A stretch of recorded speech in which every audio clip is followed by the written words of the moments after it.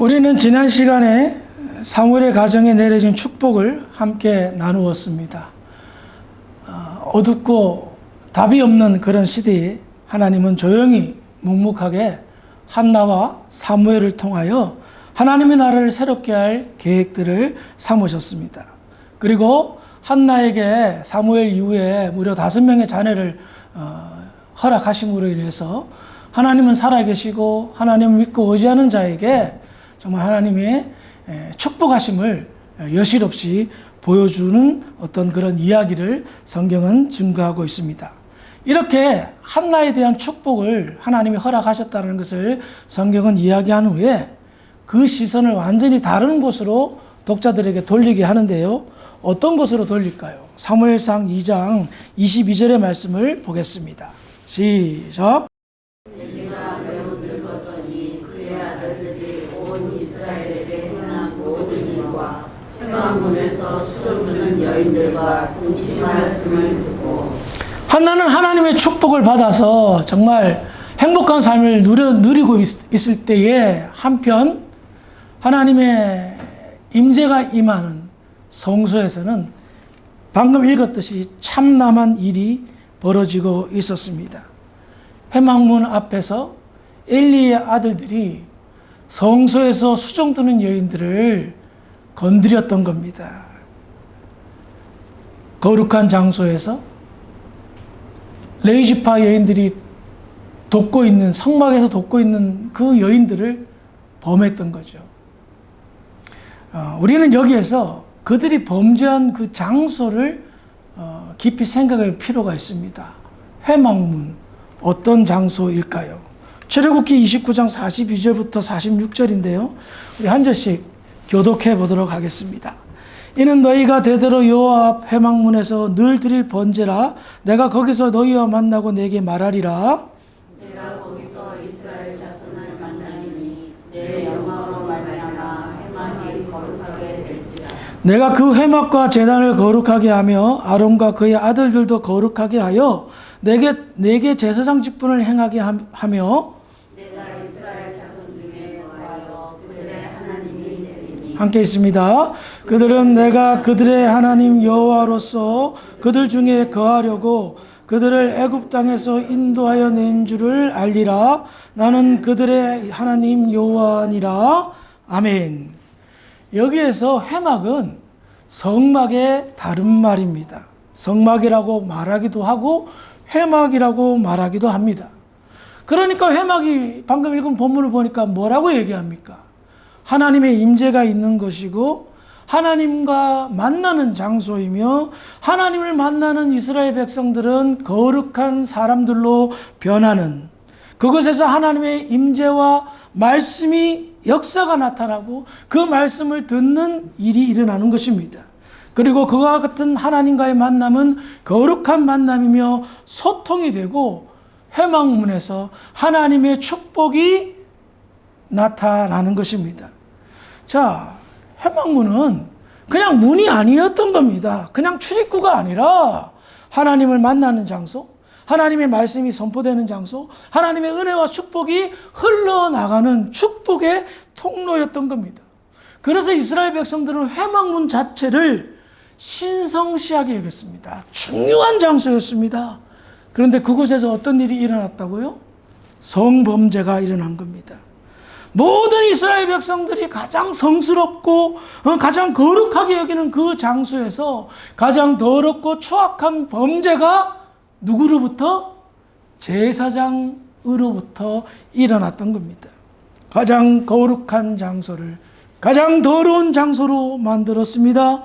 이와 같은 홈리와 비느하스의 참남한 범죄는 그의 아버지 엘리 제사장의 귀에 들어갔습니다. 그러자 아버지 엘리가 두 아들들을 부릅니다. 그리고 다음과 같이 말합니다. 사무엘상 2장 24절 시작. 내 아들들아 그리하지 말라. 내게 드리는 소문이 좋지 아니하니라. 너희가 여호와의 백성으로 범죄하게 하는도다. 여러분, 지금 여러분들이 이 말씀을 읽으면서 어떤 느낌이 드셨습니까? 아버지가 자녀들을 엄청나게 꾸중하고 있습니까? 아니면 타 이르듯이 훈계하고 있습니까? 저는 후자의 느낌이 더 듭니다. 타 이르듯이 훈계하는 거예요. 엘리 제사장의 실패가, 그리고 엘리 제사장의 범죄가 여기에서 드러납니다. 먼저 엘리 제사장은 아들들의 범죄를 들었습니다. 그 범죄를 듣고 어떻게 해석합니까? 내게 들리는 소문이 좋지 아니하니라. 지금 엘리 제사장은 사실을 소문으로 해석하고 있습니다. 소문은 그럴 수도 있고 안 그럴 수도 있습니다. 듣는 사람에 따라서 해석이 달라질 수 있습니다. 그러면 엘리 제사장은 이것을 소문으로 해석했어요. 사실인데. 그러면 엘리 제사장은 어떻게 받아들인 겁니까? 에이, 그럴 리가. 아무리 그래도 회막문에서 수종 드는 여인들을 강간했다고?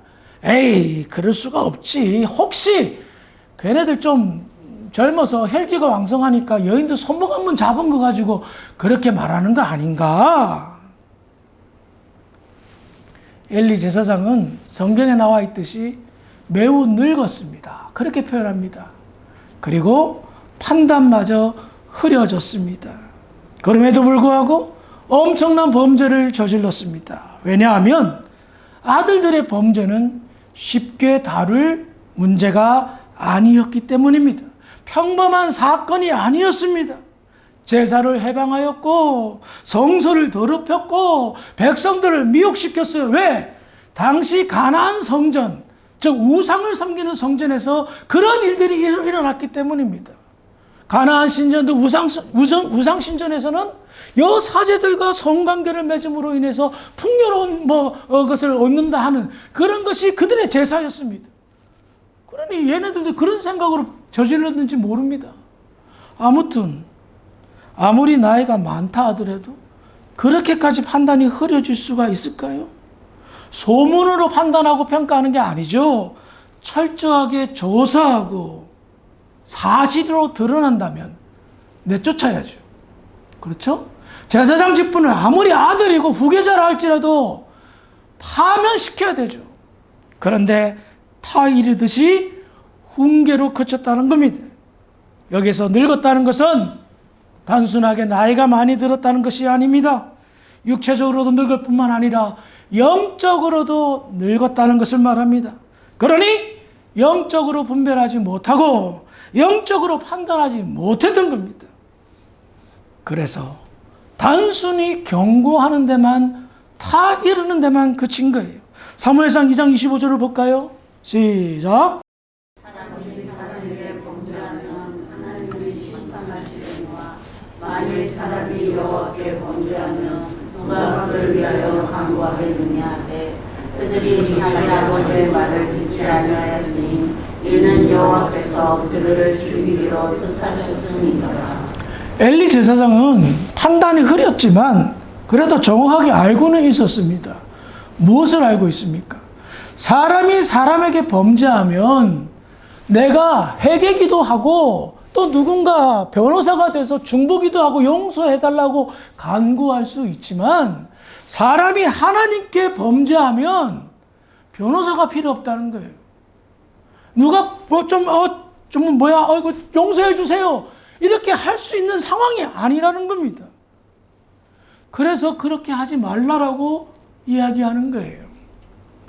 자, 이렇게 아버지의 권면을 아들들은 어떻게 반응합니까? 그들이 자기 아버지의 말을 듣지 아니하였으니, 아버지가 화를 낸 것도 아니고 타이르듯이 정말 너 큰일 난다 그러면 하면서 얘기했음에도 불구하고 안 들었어요. 우리는 여기에서 묘한 대조를 보게 됩니다. 엘리 제사장이 기도하는 한나에게 아들을 낳을 것이다 라고 말했을 때 한나는 그 말을 하나님의 응답으로 들어서 확신했습니다. 또 두 번째로 다른 자녀들을 많이 생산할 수 있도록 내가 중보 기도해줄게. 그래서 어떤 일이 벌어졌습니까? 아이를 많이 생산하는 일이 벌어졌습니다.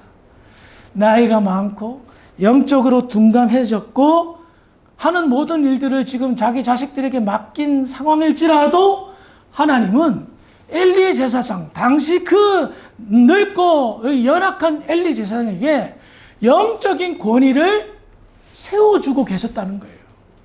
그의 말이 하나님 말씀처럼 되도록 하나님이 영적인 권위를 주셨단 말입니다. 그런데 성경은 뭐라고 합니까? 아버지의 말을 듣지 않았다. 이 말은 다르게 표현하면 하나님의 말씀을 듣지 않았다라는 겁니다. 여러분, 하나님이 말씀하셨다라는 것은요, 축복일 수도 있고요, 경고일 수도 있습니다. 우리는 후자를 생각할 수 있죠. 지금의 문맥상 경고하신 거예요. 마지막 경고였어요. 그런데 듣지 않았다는 거예요. 그리고 성경은 다음과 같이 말합니다. 이는 여호와께서 그들을 죽이시기로 뜻하셨습니다라. 우리는 여기에서 하나님께서 용서하지 않을 때 어떤 방법을 사용하는가를 알 수가 있습니다. 하나님께서 진노하셔서 용서하지 않으려고 작정하셨을 때 일어나는 영적인 현상은 하나님의 말씀이 들리지 않는다는 겁니다. 분명하고 명백하게 엘리 제사장을 통하여 경고하였습니다. 하나님께 범죄하면 답이 없다. 대가를 치를 거다. 그런데도 안 듣습니다. 왜 안 듣습니까? 들을 귀가 닫혀져 있기 때문입니다. 하나님의 심판 가운데 가장 무서운 심판이 뭔지 아십니까? 사고 나고 병들고 망하고? 아니요. 가장 무서운 심판은 하나님의 말씀이 들리지 않는 것입니다. 예수 믿으세요. 하나님의 말씀 안 들리면 어떻게 됩니까? 예수 안 믿는 거죠. 예수 안 믿는 것에 대한 심판은 뭡니까? 구원받지 못하는 거죠. 하나님의 말씀이 들리지 않는다는 것은 겉으로 보기에는 아무런 표가 나지 않지만 엄청나고 무서운 심판이라는 겁니다. 그런데 만약에 하나님의 말씀이 들리죠? 이것은 엄청난 축복입니다. 하나님의 말씀이 들려져야 회개합니다. 뒤를 돌아봅니다. 은혜를 받습니다. 위로를 받습니다. 감동이 됩니다. 그 감동으로 주의 일을 동참합니다. 그러니 하나님의 말씀이 지금 나한테 들려진다? 상황과 환경이 어떻게 바뀔지 안 바뀔지는 모르겠지만 그 자체만으로도 엄청난 축복인 줄 믿으시기 바랍니다. 그런데 하나님의 말씀이 안 들린다면, 언제부터인가 하나님의 말씀이 내 귀에 울리지 않고 내 심령에 감동이 되지 않는다면 심각한 상태라는 겁니다. 그 이유가 뭔지 아세요? 예수 믿는 사람들에게 있어서는 영적으로 갈급함이, 간절함이 사라졌기 때문입니다. 그러니 말씀에 대한 사모가 없습니다. 하나님과의 관계는 피상적입니다. 친밀하지 않습니다. 서먹서먹한 관계인지도 모릅니다. 그래서 하나님의 말씀이 선포되지만 이게 들리는 건지 안 들리는 건지, 내 영혼이 어디로 가 있는지, 잠든 건지 죽은 건지 못 느낍니다. 무감각합니다. 그런데도 불구하고 주일 예배를 지키고, 그럼에도 불구하고 사는데 아무런 지장이 없습니다. 왜 그런 줄 아세요? 서서히 말라 비틀어져 가고 있기 때문입니다. 나의 심령이 말라 비틀어져 가고 있는 상황을 못 감지, 못 느낍니다. 그래서 불편함이 없는 겁니다. 그래서 나에게 어떤 느낌이 없는 것입니다. 다시 본문으로 돌아와서요. 홈리와 비나스가 엘리 제사장의 말을 듣지 않았다라는 것을 성경은 하나님이 못 듣게 하셨다라고 해석하고 있습니다. 왜 그럴까요? 혹여나 하나님의 말씀을 들린다면 회개할까 봐. 회개하면 하나님께서 망설여질까 봐. 너가 회개하면 혹시 내가 너에게 긍휼과 사랑을 베풀까 봐, 용서할까 봐라는 겁니다. 왜냐고요? 홈리와 비나스가 얼마나 하나님을 모독하였는지를 알 수가 있습니다. 하나님의 마음에 엄청난 고통을 안겨주었기 때문에 다른 건 몰라도 이 둘은 용서가 안 된다. 그래서 말씀을 못 듣게 하였던 겁니다. 여러분들 지금까지 살면서 가장 기분 나쁘고 상처받고 힘들었던 경우는 어떤 경우입니까? 내 자신이 누군가에게 모독을 당할 때, 자존심이 큰 것도 아닌데 나의 작은 자존심에 엄청난 상처를 줄 때에, 그 상처가 씻기지 않고 여전히 나의 흉터로 남아있을 때에, 그것이 왜 그래요? 나라는 존재를 무시할 때에, 업신여길 때에 그 분노와 상처는 영원히 지속됩니다. 그리고 나에게 상처를 준 사람 웬만해서는 용서하기 힘듭니다. 그래요. 하나님이 그렇다는 겁니다. 하나님도 신격이, 인격이 있으신 분입니다.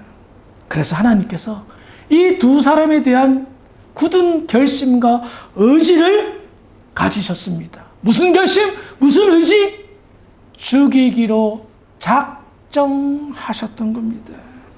여러분, 사람이 사람을 죽이려고 작정했을 때의 그 살의 어떤 의지입니까? 저는 정말 무서운 의지라고 생각합니다. 두렵기도 한 그런, 얼마나 밉고 얼마나 싫으면 그런 감정이 있을까요? 그런데 사랑의 하나님이, 자비와 긍휼의 하나님이, 정말 모든 것을 다 용서하실 줄 아는 것 같은 우리 하나님이 죽이기로 작정했다면 이들의 죄가 얼마나 악한지를 알 수가 있습니다. 도저히 용서할 수 없다라는 것을 말하고 있습니다. 신약에도 성령 회방죄는 용서받지 못한다고 말하죠. 예? 이와 같은 죄를 그들이 저질렀다라는 겁니다. 저는 이 말씀을 준비하면서 너무 마음이 무거웠습니다. 여전히 죄악의 늪에서 헤어나지 못하는 사람들 있는데, 혹이나 그 가운데 하나님이 절대 용서하지 않는 사람이 있을까 굉장히 두려운 생각들도 들더라고요. 하나님, 이 악한 세상, 하나님의 한량없는 자비로 덮어주시옵소서. 홈리와 비누서 같은 용서받지 못할 자가 일어나지 않게 하여 주시옵소서. 그런 기도가 저절로 되더라고요.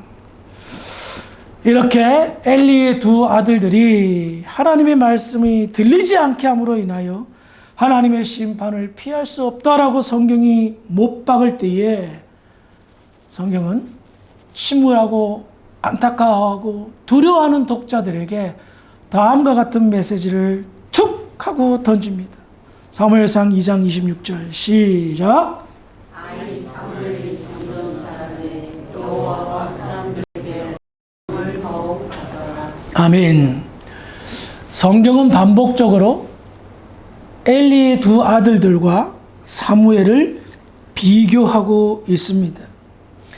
홈리와 비느하스 반드시 죽을 것이다. 심판받을 것이다. 그러나 사무엘은 내가 축복할 것이다. 말씀을 정리하겠습니다. 하나님의 말씀을 전하고 여전히 제사장의 직분의 위치를 가지고 있지만 영적으로나 육적으로 늙고 병든 상태의 엘리 제사장, 하나님의 말씀을 듣고 있지만 전혀 듣지 않고 여전히 타락과 죄악 가운데서 하나님께 심히 모독하고 있는 홈리와 비느하스, 이들의 운명 어떻게 될까요? 뻔할 뻔자입니다. 아마 여러분들도 잘 아실 것입니다. 성경이 말하는 그들의 운명을 하나님의 말씀이 들리지 않는다. 그로 인하여 그들은 회개하지 못하고 영원한 심판에 오고 오는 모든 세대들에게 가장 치욕적인 부끄러움 그런 존재로 전락하고 말았던 겁니다. 오늘 말씀을 준비하면서 이런 생각이 들었습니다. 다른 건 몰라도 말씀이 들려지기를 주의 이름으로 축원합니다. 돈에 대한 갈급함, 건강에 대한 갈급함, 삶에 대한 행복에 대한 갈급함 누구나 있습니다. 그런데 정작 우리들이 돌이켜보니 말씀에 대한 갈급함이 얼마나 있는지요. 영적인 갈급함이 여러분들에게 얼마나 더 있는지요. 삶의 문제에만 골똘하고 진정으로 자신의 영혼은 살펴보지 않은 채 어느새인가 나도 모르는 사이에 점점 영적으로 말라 비틀어져 가고 있는데, 하나님의 말씀이 안 들려져 가고 있는데, 말씀이 들려진다 하더라도 잠깐 감동받고 금방 잊어먹고 딴 세상 사람으로 살아가고 있는데, 전혀 내가 어떤 상황인지도 모른 채 살아가고 있다면 그 삶이, 그 세월이 너무나 아깝지 않겠습니까? 우리에게 있어서 가장 큰 축복은 하나님의 말씀이 들려지는 것입니다. 그 말씀이 들려짐으로 내가 그 말씀을 붙들고 살아갈 때에 세상이 줄 수 없는 평강과 기쁨이 있는 줄 믿으시기 바랍니다. 여러분들이 경제적으로 삶이 윤택하고 사는데 아무런 지장이 없어도 왠지 모를 불안감이, 왠지 모를 어떤 그런 곤태감이 여러분들을 엄습하고 있다면 어쩌면 말씀이 여러분들을 지배하지 못하고 말씀에 대한 갈급함이 없고 말씀을 사모하지 않은 영적인 잠든 상태일지 모릅니다. 여러분들의 진정한 삶의 풍성함은 하나님의 말씀으로부터 비롯됨을 기억하시고 날마다 말씀을 붙듦으로 인하여 누구도 누리지 못하는 평강과 기쁨이 여러분들의 삶의 주인이 되기를 주의 이름으로 축원합니다. 기도하시겠습니다. 사랑이 많으신 아버지 하나님, 은혜를 감사합니다. 오늘 말씀을 통하여 하나님의 말씀이 들리지 않는 것이 얼마나 무서운 징계이고 심판인지 다시 한번 깨닫습니다. 우리가 하나님 말씀에 대한 태도가 어떤지 하나님 뒤돌아보게 하시고 말씀을 사모하고 그로 인하여 참된 기쁨과 감사가 있는 우리 성도들의 삶이 될 수 있도록 인도하여 주시옵소서. 감사하며 예수님의 이름으로 기도합니다. 아멘.